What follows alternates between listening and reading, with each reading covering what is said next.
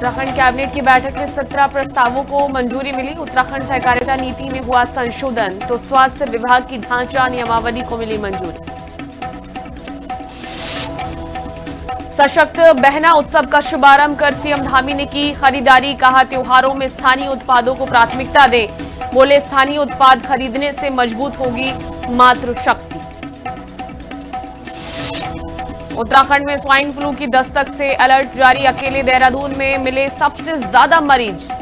CM Dhami ने दिए सख्त निर्देश। का स्वास्थ्य सेवाएं हो पूरी तरह दुरुस्त। हल्द्वानी में चीनी की महंगाई पर कांग्रेस का फीकी चाय प्रदर्शन। जमाखोरी पर तुरंत कार्रवाई की उठी मांग नहीं मानने पर दी बड़े आंदोलन की चेतावनी। देहरादून में पुलिस का operation night strike. Drink and drive में 21 लोग गिरफ्तार। नियम तोड़ने पर 55 वाहन सीज।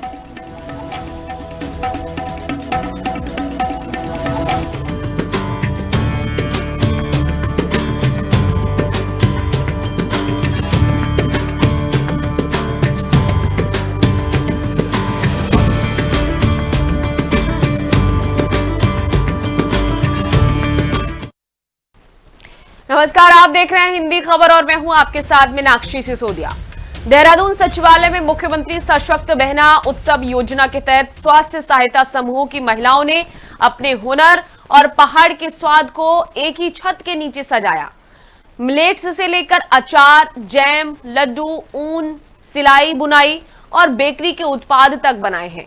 हर स्टॉल के पीछे दिखाई दी महिला आत्मनिर्भरता की वो कहानी जिसे सशक्त बना रहा है देश का सरकार का जो सिस्टम है। रिपोर्ट दिखाते हैं आपको। रक्षाबंधन पर बहनों को धामी का बड़ा तोहफा। स्वयं सहायता समूह की बहनों को बड़ी सौगात। बहनों का बढ़ा सम्मान। पहाड़ की मेहनत अब बाजार में पहचान। हुनर को बाजार, महिलाओं को रोजगार। हाउस ऑफ हिमालय से दुनिया तक पहाड़। रक्षाबंधन बहन और भाई के रिश्ते में भरोसे और सम्मान का त्योहार है और इस बार उत्तराखंड में बहनों को सम्मान का एक और तोहफा मिला, जहां मुख्यमंत्री पुष्कर सिंह धामी ने महिलाओं के आत्मविश्वास को बढ़ाने की पहल की। मुख्यमंत्री पुष्कर सिंह धामी ने इस रक्षाबंधन में बहनों के लिए कुछ खास किया है। जी हाँ, बता दें कि मुख्यमंत्री सशक्त बहना उत्सव योजना के तहत तमाम जो हमारे उत्तराखंड की महिलाएं हैं उन्हें सशक्त करने के लिए, स्वरोजगार से जोड़ने के लिए इस बार रक्षाबंधन पर मुख्यमंत्री सशक्त बहना उत्सव योजना का जो शुभारंभ है वो किया गया है, जो कि राखी से ठीक एक दिन पहले तक चलेगा। इसमें महिलाएं अपने पहाड़ी उत्पादों को जो है वो सेल करती हैं। देहरादून सचिवालय में मुख्यमंत्री सशक्त बहना उत्सव योजना के तहत स्वयं सहायता समूह ने अपने स्टॉल लगाए, जहां पहाड़ की मेहनत, हुनर और स्वाद एक साथ नजर आया। कहीं मिलेट्स के उत्पाद थे तो कहीं पहाड़ी अचार और जैम, कहीं लड्डू और प्रसाद, तो कहीं ऊन और सिलाई बुनाई का हुनर।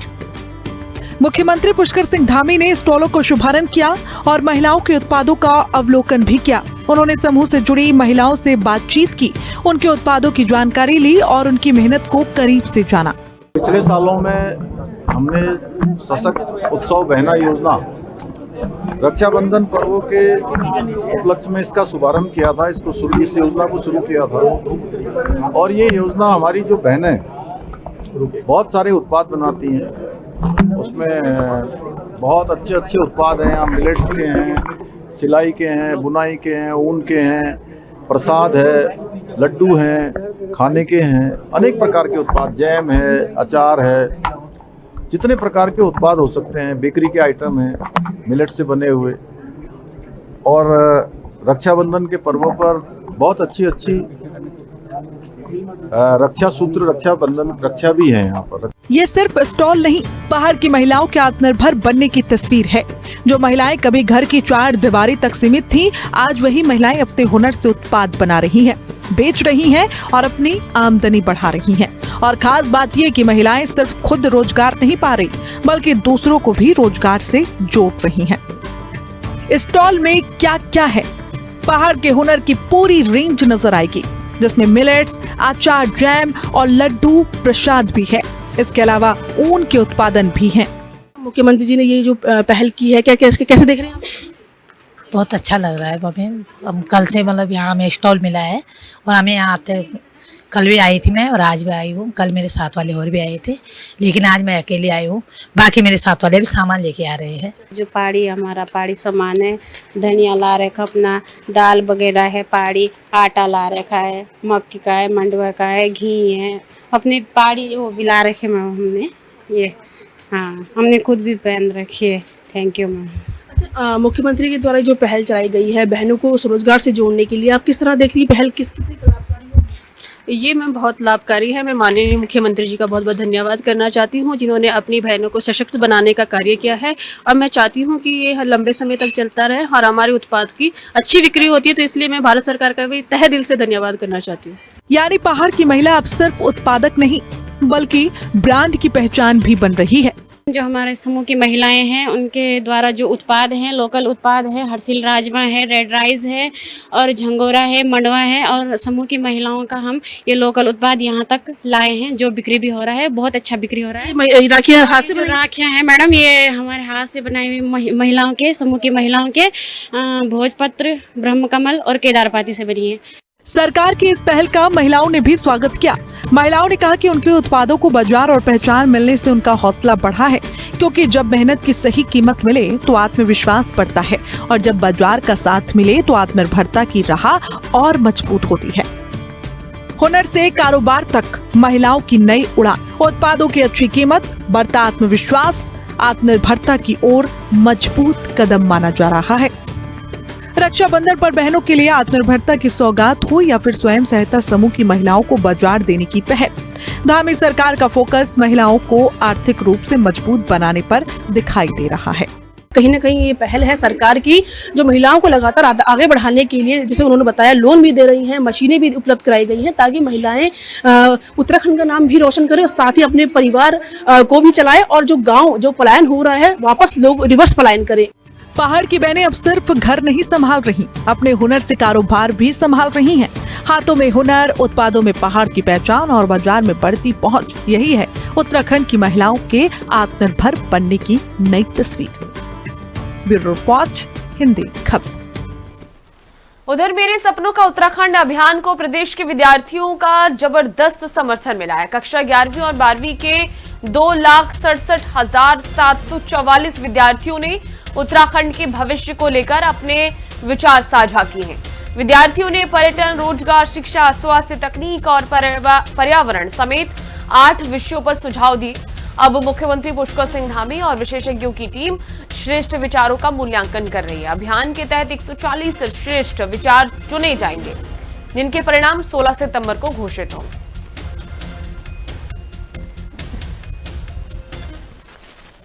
इसी के साथ ही हरिद्वार ग्रामीण विधानसभा क्षेत्र में आगामी चुनावों को लेकर राजनीतिक गतिविधियां तेज हो गई हैं। भाजपा में इस बार स्थानीय और युवा चेहरों को टिकट देने की मांग उठ रही है। इसी मांग को लेकर भाजपा किसान मोर्चा के जिला मंत्री शिवा चौहान के नेतृत्व में सैकड़ों समर्थक जिला कार्यालय पहुंचे। समर्थकों ने कहा कि क्षेत्र को ऐसे सक्रिय युवा नेता की जरूरत है जो जनता के बीच रहकर उनकी समस्याओं का समाधान करें। शिवा चौहान ने भी स्थानीय युवा चेहरे को मौका देने की मांग की।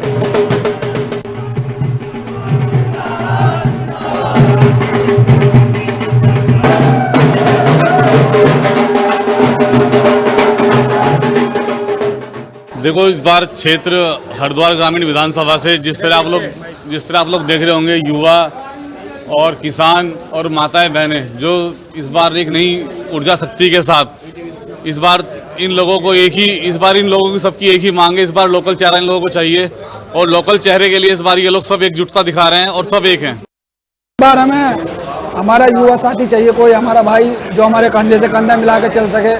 युवा स्थानीय नेता हमारे शिवा भैया जैसा चाहिए। वो सबके घर घर जाकर सुन भी रहे हैं, फिलहाल बहुत अच्छा कार्य कर रहे हैं।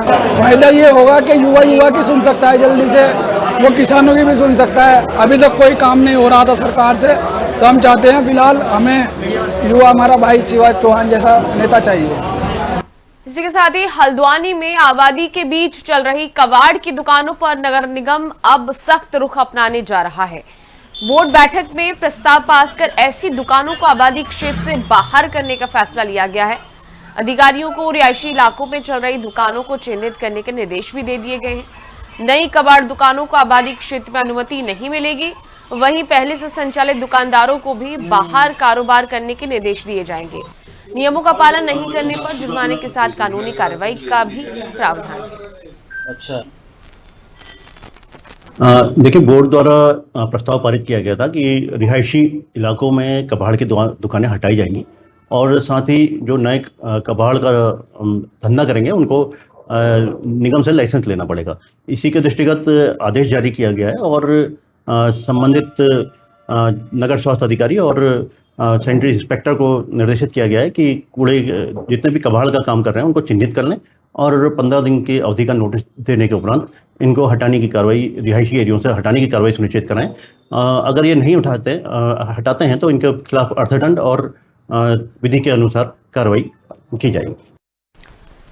इसी के साथ ही त्योहारी सीजन में मिलावटखोरी रोकने के लिए टिहरी जिला प्रशासन ने अभियान तेज कर दिया है। जिलाधिकारी नितिका खंडेलवाल के निर्देश पर चंबा बाजार में खाद्य सुरक्षा आपूर्ति और पुलिस विभाग की संयुक्त टीम ने मिठाई की दुकानों, डेयरी और रेस्टोरेंट का निरीक्षण किया। टीम ने गुणवत्ता और स्वच्छता की जांच करते हुए मिठाई, अनाज, दही समेत 10 खाद्य पदार्थों के नमूने लिए हैं, जिन्हें जांच के लिए प्रयोगशाला भेजा गया है। अधिकारियों ने कहा है कि मानक पूरे न होने पर संबंधित विक्रेताओं के खिलाफ नियमानुसार कार्रवाई की जाएगी। इसी के साथ ही टिहरी डीएम नितिका खंडेलवाल ने तहसील टिहरी का निरीक्षण किया। उन्होंने विभिन्न अनुभागों, अभिलेखागार, मॉडर्न रिकॉर्ड रूम और एसडीएम न्यायालय की व्यवस्थाओं का जायजा लिया है। इस दौरान न्यायालय में दर्ज और निस्तारित मामलों की पत्रावलियों के रख रखाव की जानकारी ली गई है। डीएम ने अधिकारियों को निर्देश दिए कि प्रत्येक फाइल पर संबंधित अधिकारी के हस्ताक्षर और कार्यालय की मोहर अनिवार्य रूप से हो। साथ ही कोर्ट की कार्रवाई के बाद पत्रावलियों को 24 घंटे के भीतर नियमानुसार रिकॉर्ड करने के निर्देश दिए। उधर चमोली के नारायण बगड़ क्षेत्र में अब बंदरों की बढ़ती आक्रामकता ने ग्रामीणों की चिंता बढ़ा दी है। पैठानी गांव में बंदरों ने बुजुर्ग महिला समेत 2 लोगों पर हमला कर उन्हें घायल कर दिया। पूर्व प्रधान मृत्युंजय परिहार ने बताया है कि बंदरों ने पीछे से हमला कर उनकी पीठ जख्मी कर दी। वहीं ग्रामीणों ने वन विभाग से बंदरों को पकड़ने और घायलों को नियमानुसार मुआवजा देने की भी मांग की है। घायलों को रेबीज का टीका भी लगाया जा रहा है।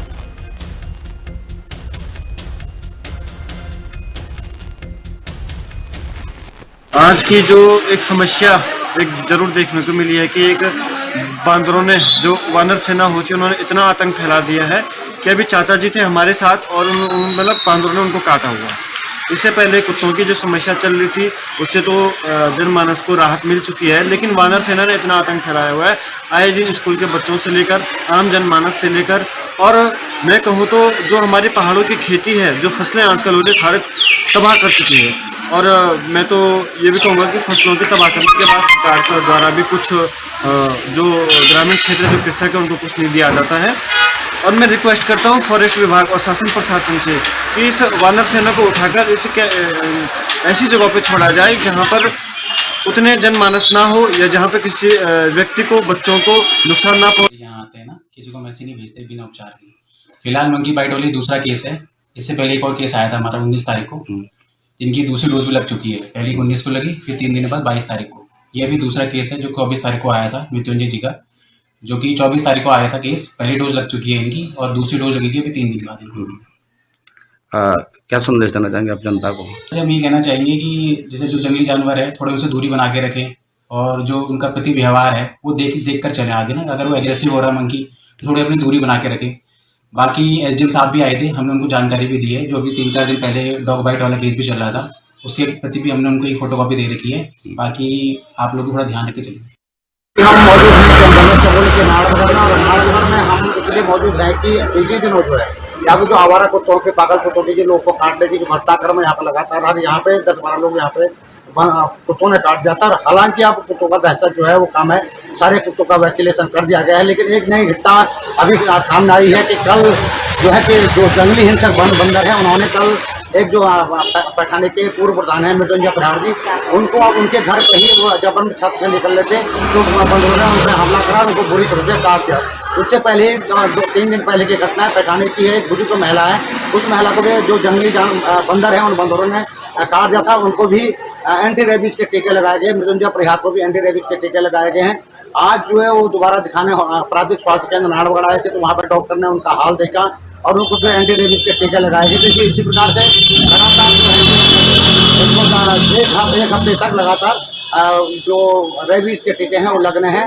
और जो स्थानीय जो ग्राम प्रधान हैं, जो स्थानीय जनप्रतिनिधि, उन्होंने वन विभाग से ये मांग की है कि जो जंगली जानवर है, हिंसक बंदर हैं, सुअर हैं या बाघ हैं, भालू हैं, इनको तुरंत क्षेत्र से पकड़ कर अन्य क्षेत्रों में ले जाने की जो उन्होंने मांग की है वन विभाग से। तो आप देखने वाली बात होगी कि वन विभाग इन हिंसक जो प्रवृत्ति के जानवर हैं, बंदर हैं, भालू हैं, बाघ हैं, इनके लिए जो उचित कार्रवाई है, इनका वैक्सीनेशन का, इनका जो यहाँ से दूर ले जाने का जो उपक्रम है वो कब करते हैं, आखिर कब करते हैं। लेकिन वर्तमान में स्थिति ये है कि जंगली जो बंदर हैं, इन बंदरों ने यहाँ पे जो काश्तकार हैं, काश्तकारों के वर्षों से काश्तकारी के खेत खलिहान है, कृषि भूमि है, उनको भी बंजर कर दिया है। क्योंकि जो काश्तकार हैं वो काश्तकार बंदरों के कारण खेती नहीं कर पा रहे। आए दिन बाजार में जो सब्जी के दुकानदार हैं, आम दुकानदार हैं, उन दुकानों में भी बंदर जो छीना झपटी करके सामान उठा के ले जाते हैं। तो दुकानदार भी खाते परेशान है। स्कूल के जो बच्चे हैं, आने जाने स्कूल के बच्चे हैं, जो बंदरों के आतंक से जगह जगह पर खतरा बना हुआ है कि जब एक बंदर पता नहीं कब बच्चों पे चिपट जाए, इनको बुरी तरह से काट जाए। ये स्थिति बनी हुई है जनपद चमोली के विभिन्न क्षेत्रों में। दूरस्थ गाँव तक ये बंदरों की पैठ जो है बन चुकी है और ये विगत कई वर्षों से लगातार हो रहा है। हालांकि वन विभाग वाले कई मरतबा इन बंदरों को पिंजरों में पकड़ करके अन्य जगह भी ले जाते हैं, लेकिन इनकी स्थिति में, इसके बावजूद भी इनकी स्थिति में यहाँ पे बिल्कुल भी कमी नहीं आ रही है। ये लगातार बढ़ते जा रहे हैं और आए दिन जो है दहशत बंदरों की जो बनी हुई है। इसके अलावा जो जंगली सुअर है, बाघ है, भालू है, इनका आतंक तो बना रहता है। लेकिन जो बंदरों की जो समस्या है वो आम जो आवासीय भवन है, जो आम बाजार हैं, स्कूलों के आसपास हैं, ये बंदर आम खुला देखे जाते हैं, छीना झपटी करते हुए देखे जाते हैं। इसी तरह की घटना जनपद मुख्यालय में भी लगातार होती आ रही है। बंदर छीना झपटी कर रहे हैं, लोग बाजार से सामान लेकर जा रहे होते हैं, तो बंदर छीना झपटी जबरदस्ती उनके हाथ से वो थैला छीन करके भाग जाते हैं। तो लोग बिल्कुल बंदरों से डर का माहौल बना हुआ है। अब देखने वाली बात ये होगी कि शासन प्रशासन इन जो जंगली हिंसक बंदर है, उन बंदरों को यहाँ से दूर अन्यत्र जगह ले जाने की क्या कार्रवाई करते हैं, कब कार्रवाई को अमल में लाते हैं, ये देखने वाली बात होगी। हर अपडेट के लिए हम आपको बताते रहेंगे। बने रहेगा हिंदी खबर के साथ। चमोली से सुरेंद्र धनेसरा की रिपोर्ट। इसी के साथ चंपावत के बनबसा के युवा कराटे खिलाड़ी प्रिंस खोलिया ने बड़ी उपलब्धि हासिल की है। प्रिंस का एशियन कराटे चैंपियनशिप के लिए भारतीय टीम में चयन हुआ है। प्रतियोगिता 4 से 11 सितंबर तक अमान, जॉर्डन में आयोजित होगी। प्रिंस कैडेट मेल कुमती के 70 किलो भार वर्ग में भारत का प्रतिनिधित्व करेंगे। उनकी इस उपलब्धि से परिवार, कोच और क्षेत्र के खेल प्रेमियों में खुशी है। प्रिंस इससे पहले भी कई प्रतियोगिताओं में पदक जीत चुके हैं। मेरा चयन 24वीं अंतर्राष्ट्रीय एशियन कराटे चैंपियनशिप 2026 के लिए भारतीय टीम में हुआ है। मेरी इस उपलब्धि पर मैं बहुत खुश और गौरवान्वित महसूस कर रहा हूँ। मुझे अंतर्राष्ट्रीय स्तर पर भारत का प्रतिनिधित्व करने का अवसर मिल रहा है। मेरी इस उपलब्धि पर मेरे कोच विजय राव सर और मेरे माता पिता और सभी शुभचिंतकों का मैं दिल से धन्यवाद करना चाहता हूँ। अब मेरा लक्ष्य है कि जॉर्डन में अपना अच्छा प्रदर्शन करूँ, अपने देश में, उत्तराखंड और अपने परिवार का नाम रोशन कर सकूँ। प्रिंस की इस उपलब्धि पर एक कोच के रूप में मुझे बेहद गर्व और खुशी है। प्रिंस ने अपनी मेहनत, अनुशासन, निरंतर अभ्यास से आज भारतीय टीम में अपनी जगह बनाई है। यह उपलब्धि सिर्फ प्रिंस की नहीं बल्कि उसके माता पिता, उसके सभी गुरुजन और उत्तराखंड के लिए गौरव का विषय है। चमोली के मगनलाल शाह राजकीय महाविद्यालय में फ्रेशर पार्टी भाई बहन मिलन समारोह का आयोजन हुआ। कार्यक्रम का शुभारंभ दीप प्रज्वलन के साथ किया गया। छात्र छात्राओं ने कैटवॉक, संगीत, गायन और नृत्य सहित कई सांस्कृतिक प्रस्तुतियां देकर अपनी प्रतिभा दिखाई। कार्यक्रम के अंत में देविका को मिस फ्रेशनर और प्रियांशु बिष्ट को मिस्टर फ्रेशर चुना गया है।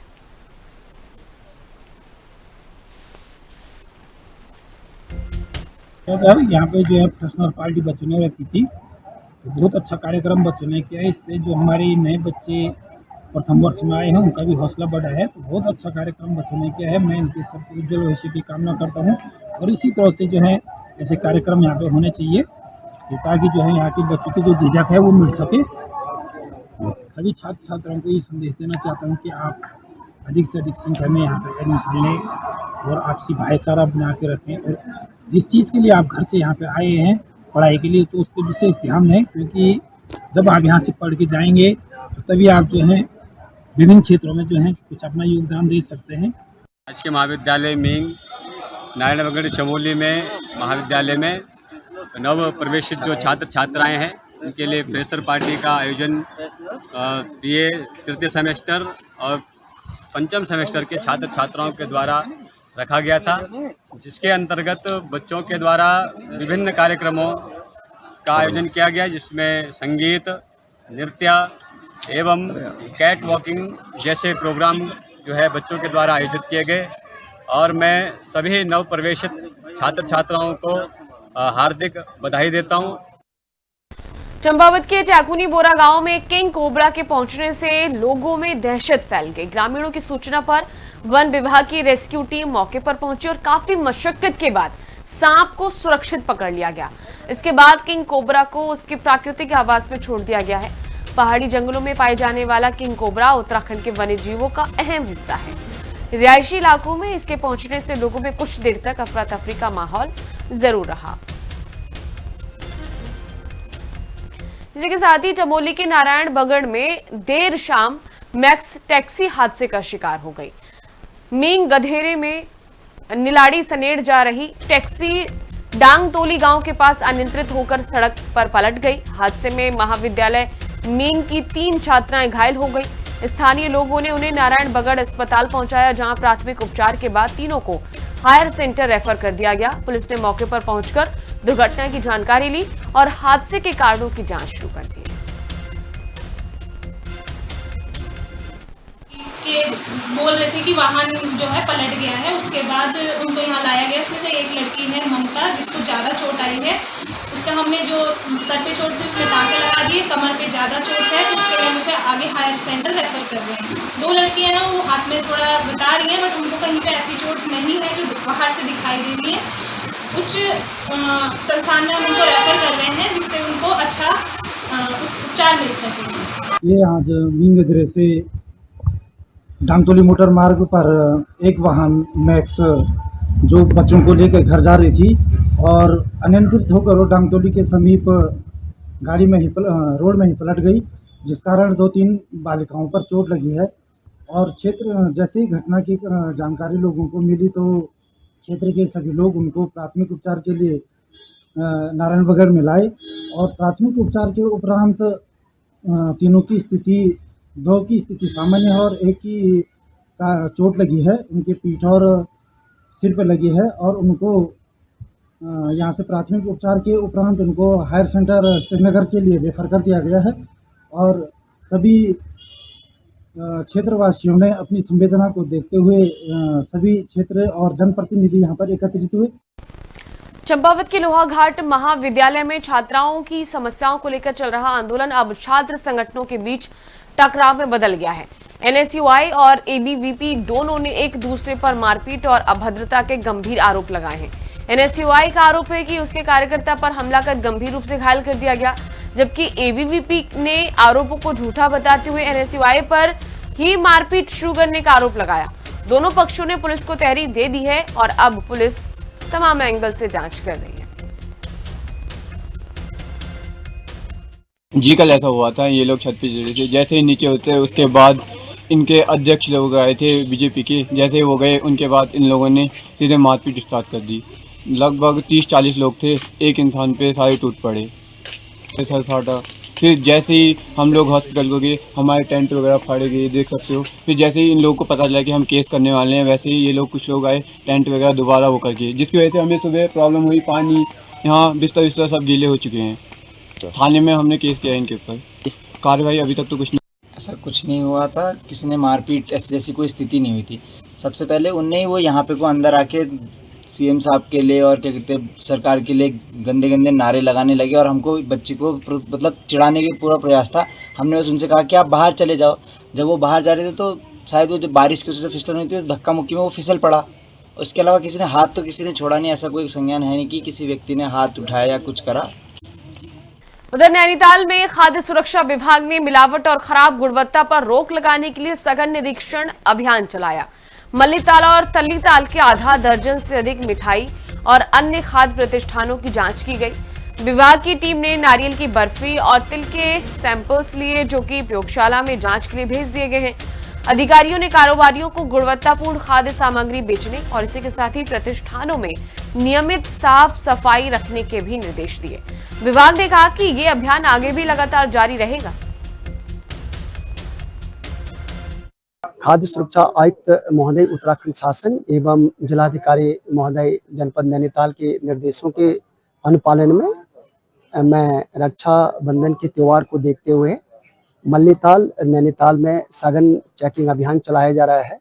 लगभग अभी तक आधा दर्जन मिठाइयों के और अन्य खाद्य प्रतिष्ठानों का निरीक्षण किया गया है और 2 विभिन्न खाद्य प्रतिष्ठानों से एक नारियल बर्फी और एक तिल का नमूना लिया गया है, जिसे जांच हेतु भेजा जा रहा है और निरीक्षण और अभियान जो चलेगा वो कंटिन्यू आगे भी जारी रहेगा।